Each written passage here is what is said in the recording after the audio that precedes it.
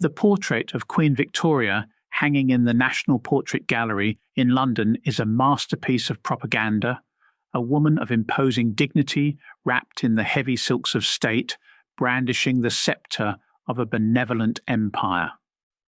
Yet scratch the canvas, dive into the raw financial ledgers of her government in 1839. A far uglier reality emerges. The accounts reveal a criminal enterprise. Beneath the veneer of Victorian morality, the British Empire orchestrates the largest drug trafficking network in human history.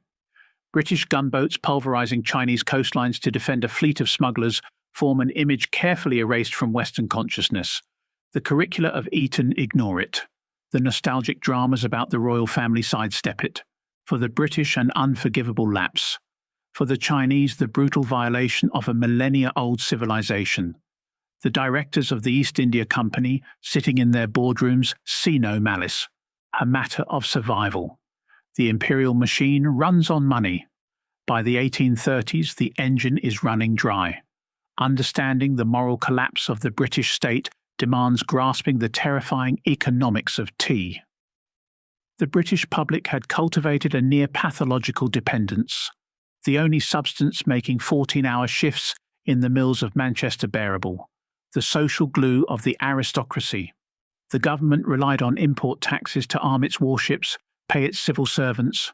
One catastrophic flaw undermined this model. The tea plant grew exclusively in China. The Qing emperor, seated on the dragon throne in Beijing, had no interest in the products of the British Isles. His people wore silk. His astronomers had mapped the stars for centuries. Only one acceptable currency, silver. For decades, the empire bled its wealth into the Orient. Ships laden with millions of ounces sailed from London to Canton. They returned with crates of dried vegetation to be boiled and consumed. The trade imbalance became a hemorrhage threatening to bankrupt the Bank of England. The directors of the East India Company studied their balance sheets. Without a solution, the empire would collapse under its own debt. They needed a commodity that bypassed market logic to tap into the darker mechanisms of human biology. Opium.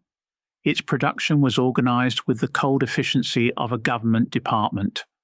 In the fertile plains of Bengal, a monopoly forced tens of thousands of Indian farmers to plough over their food crops in favor of vast poppy fields.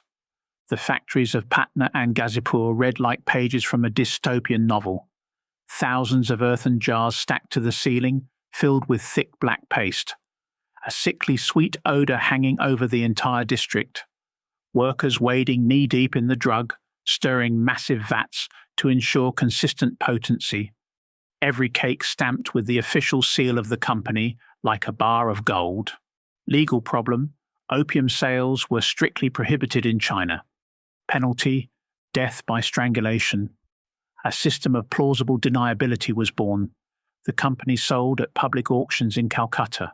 Private traders took over from there. William Jardine, a Scottish physician turned merchant, purchased the consignments. Brilliant mind, absent moral compass.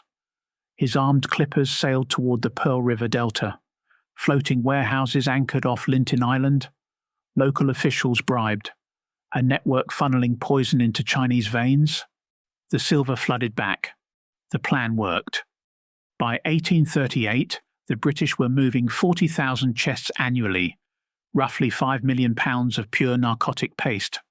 Entire villages paralysed, men lying on wooden pallets instead of working, the army rotting, soldiers selling muskets for a dose, Chinese currency evaporating, triggering inflation, famine, unrest.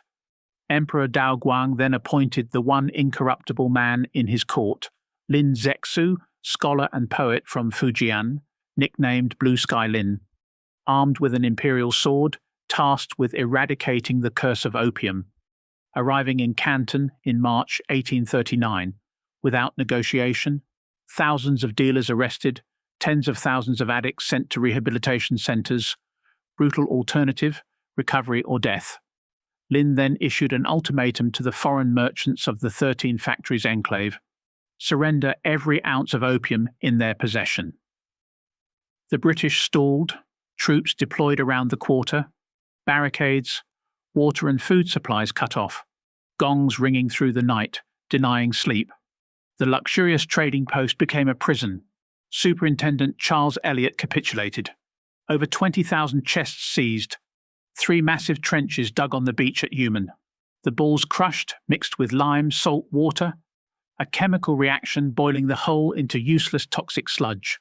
Sluice gates opened at low tide. 23 days to destroy it all. From his tent, Lin composed a letter to Victoria, the moral document of the century. One question: I am told that in your own country, opium smoking is strictly forbidden. How then can you bear to let it be carried elsewhere to poison other lands? Never answered. Likely filed away and forgotten in the Foreign Office. In London, the destruction was seen as theft of British property. Jardine travelled to the capital, furious lobby in hand. Palmerston received his maps of the Chinese coastline. The Imperial army depicted as weak, antiquated. A modern fleet would bring the Celestial Empire to its knees within weeks. A government broke and desperate. Accept the loss or go to war to recover the cost of destroyed poison. The choice was made. A fleet departed India for China in the summer of 1840. An armada of metal and steam, the physical manifestation of the Industrial Revolution weaponized for organized crime. At its head, a vessel unlike anything ever seen on any ocean, the Nemesis, the first ocean-going iron warship in history. Steam engines allowed it to sail against the wind, navigate shallow rivers, penetrate estuaries where great ships of the line could never go. To the defenders watching its approach from the riverbanks, the creature must have resembled a beast from an ancient nightmare. Their navy fielded wooden junks armed with cannons unchanged since the Ming dynasty. A confrontation between two civilizations separated by centuries, not a battle, an execution. The British strategy, simple, ruthless. Sail up the coast, bombard the forts, occupy the ports, seize the tax barges carrying grain tribute to Beijing, threatening the capital with starvation. The Imperial generals were brave men, facing an adversary they could not comprehend.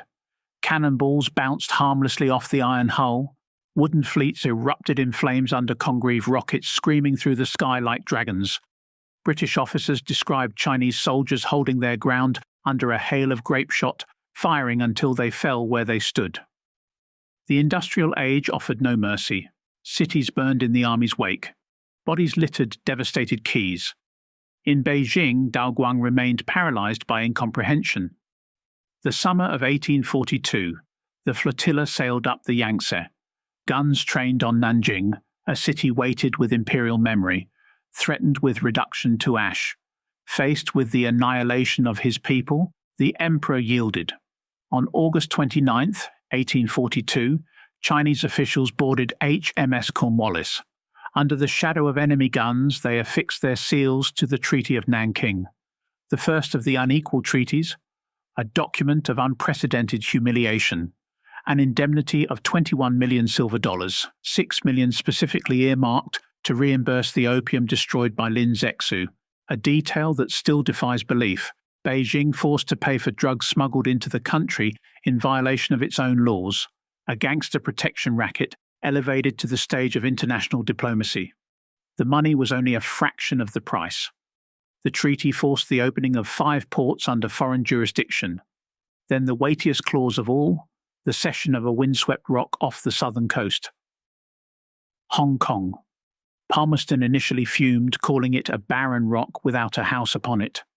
The traffickers understood immediately. A perfect haven under the Union Jack, beyond the reach of any Chinese police, the operational hub of the cartel. In the following decades, the trade exploded beyond all precedent.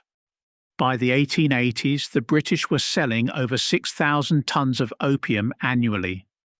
The revenues financed the railways of the Raj, paid the civil service, maintained the navy patrolling the world's oceans.